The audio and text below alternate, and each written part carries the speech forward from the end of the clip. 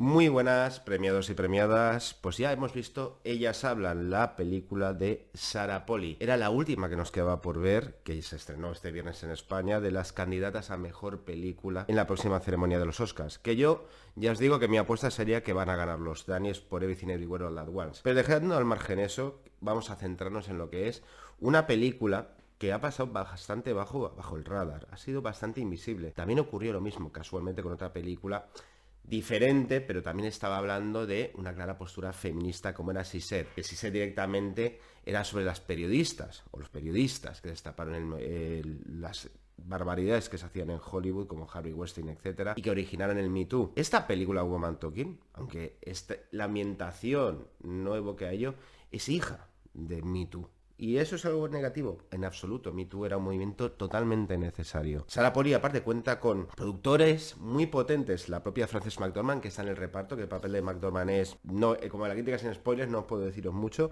pero es testimonial, pero la verdad es que ese personaje se merecería una película por sí misma, y no puedo deciros más. Y también la productora de Brad Pitt, Plan B.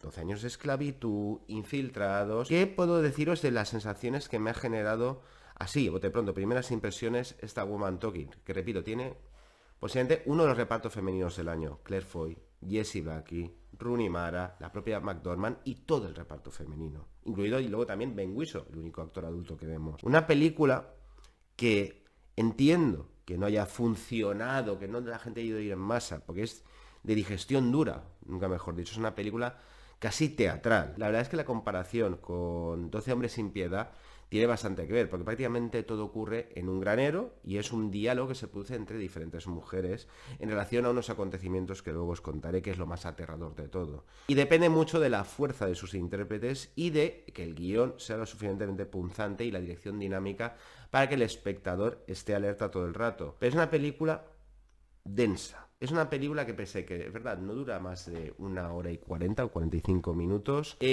a veces, y me da la sensación que reincide mucho en lo que son los temas que están hablando, que repito, son necesarios que se hable. Vamos a ponernos en imágenes del trailer y voy a desarrollaros un poco, sin spoilers, qué me ha parecido Woman Talking, Ellas Hablan, con un poco más de detalle.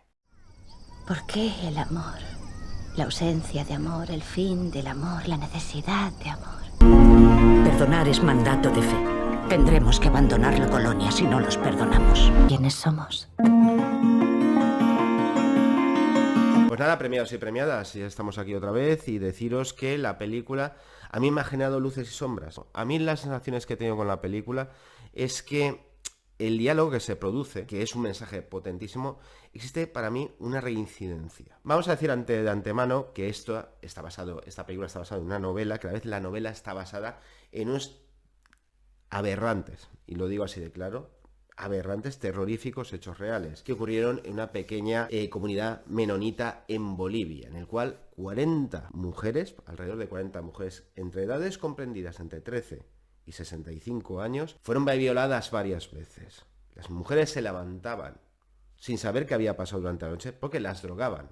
Ojo, cuidado, las drogaban con anestesia que se le dan a animales y se levantaban con las sábanas llenas de sangre, semen, y hasta llegaron a pensar si era el propio diablo, porque algunos hombres de la comunidad decían que la única explicación plausible es que fuera el diablo. Las comunidades menonitas, para que os pongáis un poco en antecedente, existen a día de hoy en Latinoamérica, creo que son 1,5 millones de personas, en el cual han decidido vivir, pues para haceros un ejemplo, como los Amis, en comunidades muy cerradas, muy herméticas. Pues la novela parte de esa barbaridad, ¿de acuerdo? Para contarnos qué pasaría, y aquí es donde rompe, porque luego hay que decir que en el caso real los hombres fueron detenidos y juzgados.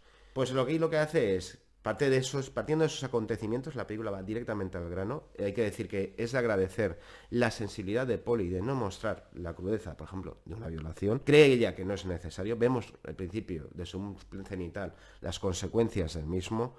La película va directamente que las mujeres tienen que reunirse para decidir su futuro, su destino. Y ahí entran las actrices maravillosas como Claire Foy, Jessie Buckley, vamos, un torrente interpretativo absoluto. Y tienen que reunirse, pues eso, para decir si miran a otro lado y siguen con esos aberrantes usos y costumbres, se quedan y luchan o hacen un éxodo y se van. Partiendo de esa base, ya la directora, repito, estos son los primeros 5 minutos, ¿de acuerdo? Ya casi todo lo que vamos a ver va a discurrir en unas reuniones, por así decirlo, secretas, en un granero en el cual las principales representantes de esas tres tendencias, que también hay choques generacionales, van a discutir sobre cuál va a ser el destino que tienen que afrontar, con un secretario, por así decirlo, que está realizando las actas, que es el único hombre adulto que veremos en la película. La figura del hombre es invisible, pero está presente todo el rato, de la maldad del hombre, así como el miedo a la religión. Pues este hombre, el único bondadoso que podríamos decir en esa comunidad, la representación de que puede haber un futuro mejor, lo encarna Ben Whishaw. Pero realmente Ben Whishaw, y aquí es donde empezaría realmente la crítica, es un espectador, es nosotros viendo cómo al final estas mujeres intentan discurrir sobre la maldad del hombre, la maldad de la religión, ese miedo ancestral a que Dios las castigue si toman acciones frente a lo que pueden hacer contra los hombres, y tú como espectador te hace partícipe para que que te acerques a una postura u otra. Por ejemplo, habrán mujeres y hombres que se sentirán más identificados con el personaje de Jessie Buckley, que busca una postura más belicosa, vengativa, del ojo por ojo. Al final es un diálogo en el cual lo que se está tratando y lo que te está lanzando la peli es que desde un punto de vista teatral, pues lo repito, es muy 12 hombres sin piedad, sobre cómo a convencer, digamos, cada una de ellas al resto de qué postura es la que deben de tomar y cómo al final deciden, no voy a deciros cuál es la que toman, es evidentemente requiere una dirección hábil y generosa en el sentido para que sea dinámico. Pero aquí hay uno de los problemas. Polly me parece que dentro de su dirección no se maneja lo suficientemente bien para que el relato te tenga agarrado todo el rato, o que los diálogos, que algunos son ingeniosos y están absolutamente refrendados por maravillosas actrices, que cause el calado o el impacto que debería. Dicho de otra manera, a mí en el nudo de la película se reincide en una temática, bajo mi punto de vista, demasiado. Es como una noria que va dando vueltas y vueltas y más vueltas. Y ahí como espectador me pierde un poquito. De ahí que la calificación ya habéis visto que es de 3 estrellas. No la voy a tirar a los leones porque evidentemente la película final, lejos de buscar simplemente un entretenimiento melodramático, Polly no lo hace, yo lo agradezco, lo que está intentando la directora es hacer una película, no sé si se podía calificar de esa manera, pedagógica. Pedagógica porque al final lo que está intentando es darle un valor, por ejemplo, a que para que no ocurran estas cosas, la educación es vital. De ahí el profesor que interpreta a Ben Whishaw, que las mujeres le están diciendo que el camino a seguir es a crear la cultura de respetar a las mujeres. Tiene ese valor pedagógico, evidentemente, pero sí que es verdad que por momentos la película puede tener una sensación de sermón. Y lo estoy diciendo realmente no como algo negativo, pero es que yo creo que Polly reincide muchas veces en las ideas o en el famoso, ya que mucha gente ha destacado, subrayar algo que ya de por sí queda suficientemente claro que es aterrador, censurable y repugnante, que es las violaciones que recibían estas mujeres. También creo que Polly de vez en cuando, para hacer un relato un poco más dinámico, te intercala con imágenes evocadoras de, por ejemplo, Terrence Malick, con voces en off que, bajo mi punto de vista, vuelve a subrayar demasiado cosas que creo que están lo suficientemente claras. Creo que por ahí la película falla un poco y se aleja de las grandes películas que sí, por ejemplo, me han calado más, por ejemplo, y con claro, esta película es feminista, evidentemente, se declara feminista y te lo dice claramente. Pero hay otras películas, por ejemplo, como El acontecimiento, de Lady One, que no hablaba de lo mismo, pero me causaba un calado totalmente, o me dejaba más pozo en el futuro.